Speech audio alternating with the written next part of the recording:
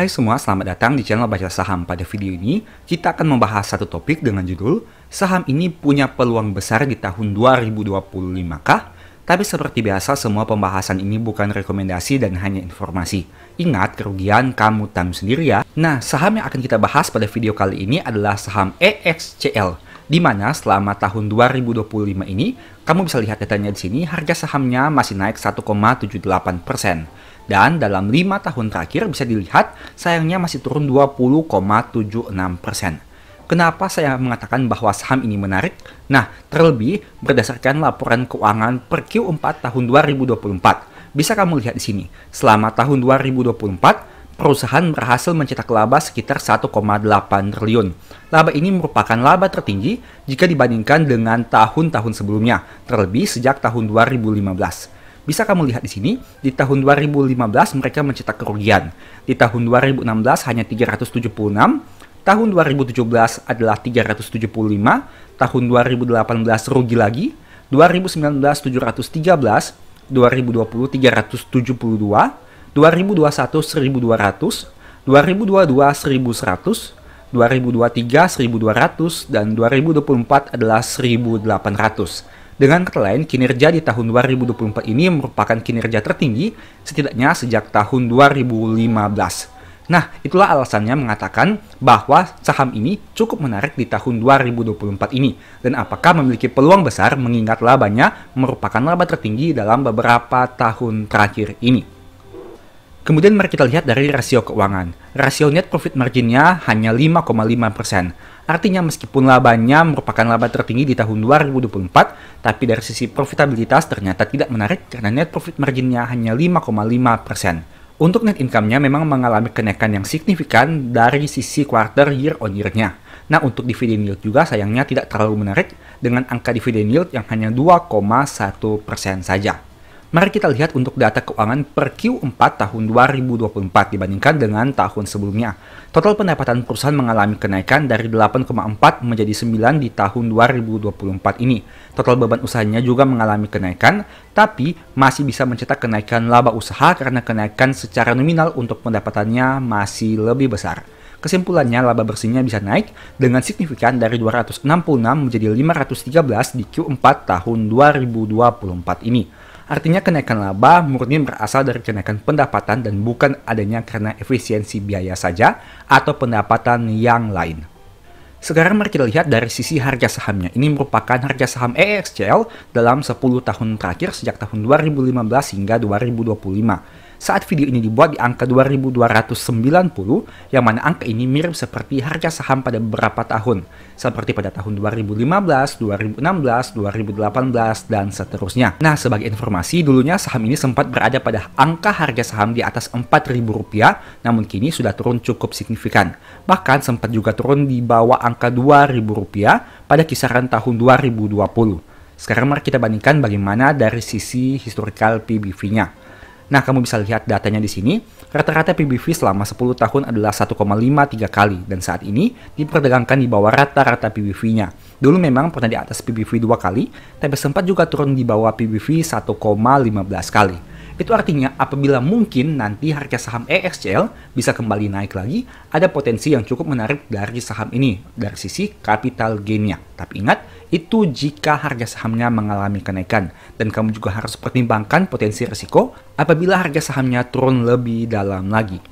Sekarang mari kita lihat dari sisi probabilitasnya. Ini merupakan data 10 tahun terakhir, di mana EXCL memiliki probabilitas yang hanya 50% saja. Artinya 5 kali mengalami kenaikan dan 5 kali mengalami penurunan. Kenaikan tertinggi ada pada bulan Januari dengan probabilitas yang mencapai 80%. Nah, untuk bulan Februari sendiri hanya 50%, di mana artinya 5 kali naik dan 5 kali turun. Tapi di tahun 2024 dan 2025, saham ini masih menghasilkan kenaikan harga saham. Sekarang mari kita lihat dari sisi historical pembagian dividennya. Kamu bisa lihat datanya di sini. Memang sejak tahun 2020 saham ini konsisten bagi dividen setiap tahun. Tapi sebelum tahun 2020 mereka kurang konsisten. Dan kamu bisa mempertimbangkan hal ini saat akan mengambil keputusan. Di samping itu memang dividen yield-nya tidak terlalu menarik. Jadi, untuk kamu yang mengincar dividen dari saham ini, rasanya kurang menarik jika mengincar dari sisi dividennya saja, tetapi bisa lebih mempertimbangkan dari prospek capital gain perusahaan ini. Nah, sekarang mari kita lihat sekilas terkait laporan per Q4 tahun 2024-nya. Berhubung laporan tanggal 31 Desember 2024 sudah terbit. Sebagai informasi, data disajikan dalam jutaan rupiah. Pertama dari kita lihat untuk sisi asetnya yang berjumlah 86,17 yang mengalami penurunan dibandingkan 2 tahun sebelumnya. Komposisinya mayoritas berasal dari aset tidak lancar yaitu aset tetap. Tentu saja ini berhubungan dengan lini bisnis perusahaan yang bergerak di bidang telekomunikasi sehingga kebanyakan memiliki aset tetap yang signifikan. Untuk saldo kasnya di tahun 2024 mengalami kenaikan dibandingkan tahun 2023. Sekarang mari kita bandingkan saldo kasnya 1,3 ini dengan total liabilitas yang perusahaan ini miliki. Sayangnya jika kamu bandingkan sini untuk saldo kasnya tidak bisa mengcover untuk liabilitas jangka pendek maupun liabilitas jangka panjang perusahaan.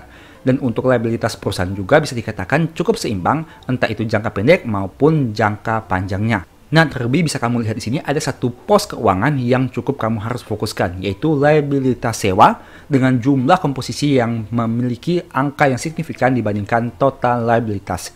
Hal ini tentu harus dipertimbangkan karena apabila berkaitan dengan sewa itu artinya ada biaya yang mungkin akan dikeluarkan ke depannya. Sehingga hal itu juga harus kamu pertimbangkan apabila ingin menganalisa saham ini. Karena ingat, biaya akan berhubungan dengan laba rugi. Dan laba rugi itu akan berpengaruh pada ujungnya yaitu laba yang berhasil mereka capai.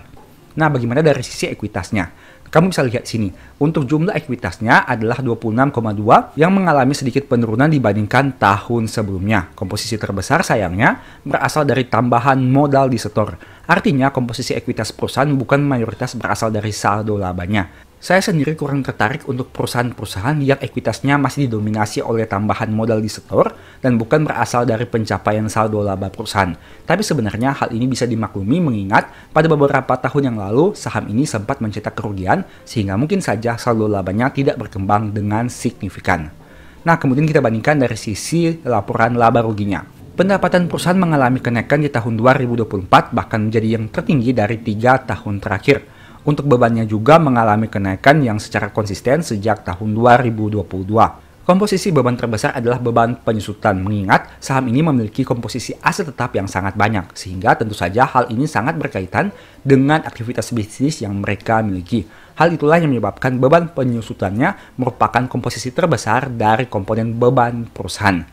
Nah, tapi menariknya di sini ada juga biaya keuangan yang memiliki dominan cukup besar dengan angka sekitar 3,1 yang juga mengalami kenaikan dalam 3 tahun terakhir ini. Tapi, mengingat perusahaan masih bisa mencetak pertumbuhan pendapatan secara konsisten, menyebabkan laba bersihnya masih bisa tumbuh dari 1,1, 1,2, dan kini 1,8 di tahun 2024. Pertanyaannya, apakah dengan kenaikan laba ini membuka peluang yang baik bagi saham EXCL di tahun 2025 ini? Dan apakah ada harapan dividen yield-nya bisa menjadi lebih tinggi dibandingkan tahun-tahun sebelumnya? Kita lihat saja nanti bagaimana. Tapi jika melihat data histori saham ini, sebenarnya EXCL pernah dihargai pada angka harga saham yang jauh lebih tinggi dari harga saat video ini dibuat. Tapi kembali lagi, itu merupakan data di masa lalu. Dan kita tidak tahu apakah di masa depan akan terjadi pengulangan seperti di masa lalu, ataukah justru harga sahamnya tambah turun lagi. Ingat, di pasar saham tentu kita mencari keuntungan semaksimal mungkin. Untuk itu, kamu harus mempertimbangkan berbagai potensi profit dan tentunya potensi risiko yang siap kamu hadapi. Semakin besar profit yang kamu harapkan, tentu saja kamu harus siap jika menerima risiko yang lebih besar lagi. Semoga video ini bisa bermanfaat ya. Dan sebagai informasi, saya sudah sempat buat satu video yang mungkin bisa berguna bagi kamu. Silahkan nonton video ini hingga selesai agar memperoleh pemahaman yang utuh. Semoga bermanfaat. Saat ini saya mau bahas topik ringan, namun punya efek yang sangat besar. Kalau kamu tidak clear dengan topik ini, mungkin semangat dan perjuanganmu di pasar saham akan patah di tengah jalan. Ada kalimat yang berkata bahwa kalau kamu merasa ingin menyerah atau putus asa, lihat lagi. Alasan pertama kenapa kamu memutuskan untuk melangkah. Topik itulah yang akan saya bahas pada video kali ini. Lebih spesifik lagi, saya mau bahas satu pertanyaan penting. Apakah setelah mengenal pasar modal, hidup kamu jadi lebih bahagia atau malah sebaliknya? Pertanyaan ini penting karena akan berdampak sangat besar, baik kepada kinerja portofolio maupun kepada kehidupanmu secara keseluruhan. Mari kita bahas beberapa poin pentingnya secara lebih detail. Poin pertama, saham tidak untuk semua orang. Jika mendengar kata saham, mungkin yang terpikir pertama kali adalah uang yang banyak, kaya dengan cepat, financial freedom, bisa resign dari pekerjaan, bisa tutup usaha dan kerja dimanapun, hasilkan uang dengan hanya melihat laptop atau HP, dan masih banyak lagi. Pertanyaannya, apakah benar seperti itu? Tentu saja tidak. Inilah hal pertama yang ingin saya bahas, yaitu saham tidak untuk semua orang. Sudut pandang kamu sebelum kenal saham dan setelah kenal saham mungkin akan berbeda. Jika dulu kamu berpikir terlalu tinggi, mungkin sekarang kamu berpikir lebih realistis. Alasannya, bukan untung tapi rugi. Bukan financial freedom tapi malah harus cut loss. Bukannya semakin santai tapi harus banyak belajar. Bukan punya waktu lebih banyak tapi harus mengorbankan banyak waktu untuk analisa. Dan masih banyak lagi. Berbicara tentang saham tidak hanya berbicara tentang uang. Memang sih tujuan kita beli saham adalah untuk menghasilkan keuntungan atau uang yang lebih banyak. Tapi ingat, untuk menghasilkan keuntungan atau uang yang lebih banyak tidak hanya melalui saham. Ada banyak alternatif yang bisa dilakukan, baik dari sisi investasi, bekerja, berbisnis, dan masih banyak lagi. Kalau hanya berbicara tentang saham, jangan hanya lihat sisi bagusnya, tapi siap juga terima sisi negatifnya. Apakah kamu siap floating loss sangat besar? Uang kamu yang dulunya 100 juta mungkin akan turun hingga 50 juta jika harga saham koreksi besar. Apakah kamu sudah siap? Apakah kamu bisa mengorbankan waktu untuk analisa laporan keuangan jika kamu aliran fundamental? Atau analisa chart jika kamu penganut teknikal?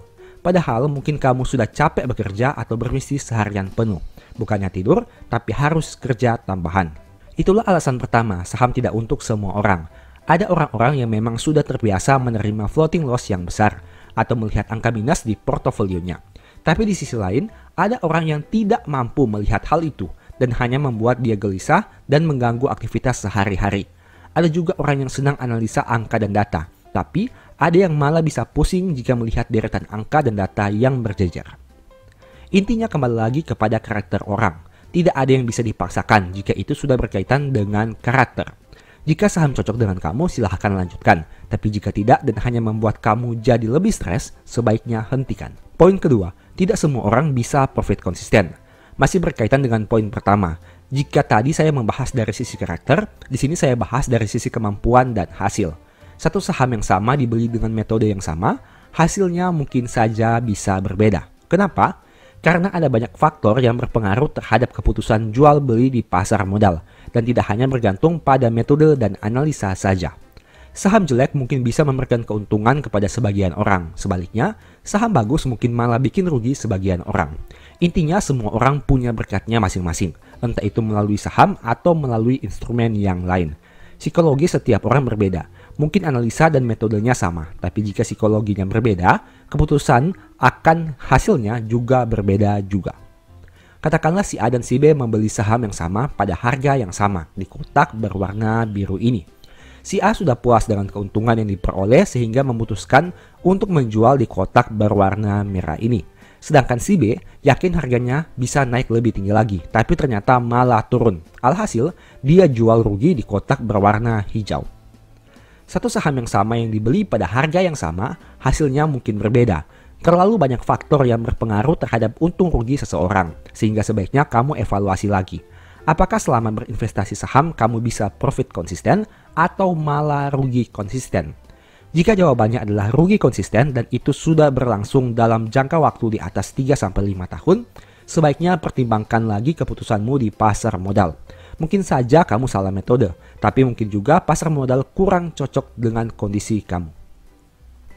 Menurut saya pribadi, sekalipun masih pemula, seharusnya jika sudah berada di pasar modal minimal 3 tahun, orang tersebut sudah bisa menghasilkan profit, entah itu profit kecil atau profit besar. Yang jelas, seharusnya hasil investasi atau trading di pasar modal dalam jangka waktu itu sebaiknya lebih besar dibandingkan bunga deposito, obligasi, atau reksadana pasar uang. Karena ingat, aktivitas jual beli saham di pasar modal menyita waktu, tenaga, dan uang kamu. Jika returnnya sama atau lebih kecil dari investasi yang resikonya hampir nol, kenapa harus capek-capek melakukan jual beli saham? Masih lebih baik dana itu ditempatkan pada deposito, obligasi, atau reksadana pasar uang. 3. Komitmen top up dana. Saya pribadi merupakan orang yang yakin bahwa jika ingin dana di portofolio semakin besar, maka harus profit konsisten ditambah top up dana konsisten. Jika hanya salah satu saja yang dilakukan, hasilnya tidak akan maksimal. Seperti yang kamu tahu, rata-rata profit per tahun di pasar modal dalam jangka panjang biasanya di bawah 30%. Artinya jika hanya mengandalkan profit untuk peningkatan portofolio, hasilnya tidak akan maksimal, apalagi jika dana saat ini masih terbatas. Selain itu, apakah kamu yakin bahwa bisa hasilkan profit konsisten setiap tahun? Karena biasanya ada tahun-tahun tertentu di mana kita tidak profit tapi malah rugi. Saat itu terjadi, otomatis total portofolio akan terdampak dan membuat dana investasimu bukan bertambah tapi malah berkurang. Untuk itulah kita harus melakukan top up dana dan jangan hanya berharap dari profit saham saja. Memang sih jika dilakukan compounding dalam jangka panjang, hasilnya akan semakin besar. Tapi kembali lagi, apakah kamu yakin bisa terus profit konsisten setiap tahun? Tentu tidak kan? Itulah alasannya kenapa dua komponen ini harus digabung, yaitu profit konsisten dan top up konsisten. Jika kita melakukan top up dana secara konsisten, berpikirlah bahwa kita sedang membeli waktu. Artinya semakin banyak dana yang ditempatkan, berpotensi membuat target nominal investasimu lebih cepat tercapai. Misal, katakanlah kamu membeli saham dengan top up dana 10 juta yang rutin bagi dividen minimal 3% sejak IPO hingga sekarang. Saham itu sudah listing puluhan tahun dan tidak pernah absen bagi dividen. Itu artinya kamu berpotensi memperoleh minimal 300.000 setiap tahun selama-lamanya, selama perusahaan itu masih berdiri, saat mengeluarkan uang 10 juta untuk beli saham. Logikanya sederhana, saham tersebut sudah rutin bagi dividen minimal 3% setiap tahun, selama puluhan tahun. Berarti kita bisa cukup optimis, hal itu akan berulang di masa depan. Dengan kata lain, selama perusahaan masih berdiri dan menghasilkan keuntungan, serta kamu masih punya sahamnya, uang 10 juta yang tadi kamu keluarkan bisa memberikan 300.000 setahun selama-lamanya, atau berulang, atau setidaknya puluhan tahun ke depan. Tentu saja tidak ada yang pasti di saham, ada juga kemungkinan kamu tidak menerima dividen atau nominal dividennya berkurang di masa depan. Tapi setidaknya dengan mengacu data puluhan tahun sebelumnya, rasanya proyeksi itu seperti cukup bisa dipercaya untuk prospek di masa depan. Intinya yang saya mau tekankan di sini adalah kita harus berusaha dari dua aspek, yaitu menghasilkan profit konsisten dan melakukan top up dana secara konsisten juga. Jadi kembali ke inti pertanyaan, apakah saham bisa bikin kamu bahagia atau malah jadi stres? Dengan 3 poin yang dibahas tadi, kamu bisa melihat kondisimu saat ini. Apakah pasar sahammu membuat kamu lebih bahagia, punya semangat untuk bekerja atau berbisnis karena fokus untuk top up dana rutin agar bisa membeli waktu, jaga kesehatan karena punya mimpi untuk bebas finansial di masa depan, dan menikmati hidup dengan jalan-jalan dan melakukan apa yang diinginkan dengan orang-orang yang disayangi. Ataukah sebaliknya, setelah mengenal saham kamu jadi mudah stres, susah tidur, cepat marah, kesulitan keuangan, dan berbagai hal negatif lainnya. Intinya kamu harus melihat efek yang saat ini kamu alami. Jika efeknya positif, berarti lanjutkanlah berinvestasi di pasar modal. Tapi jika efeknya negatif, mungkin saham kurang cocok dengan kamu. Semoga video ini bermanfaat. Demikianlah pembahasan singkat pada video ini. Selalu ingat bahwa semua saham yang disebutkan bukan rekomendasi dan hanya bersifat edukasi serta informasi. Mohon juga agar dapat mengecek kembali data yang ditampilkan karena bisa saja terjadi kesalahan pengetikan atau pengambilan data. Di video berikutnya ingin dibahas materi apa lagi? Tulis di kolom komentar ya. Sebagai informasi, berikut ini beberapa list ebook baca saham. Pertama, psikologi saham. Kedua, stock for living. Ketiga, strategi nabung saham. Keempat, the stock market. Dan yang kelima, cara cepat analisa laporan keuangan. Apabila tertarik, chat saja pada nomor WA yang ada. Sekian video ini, semoga bermanfaat. Thank you.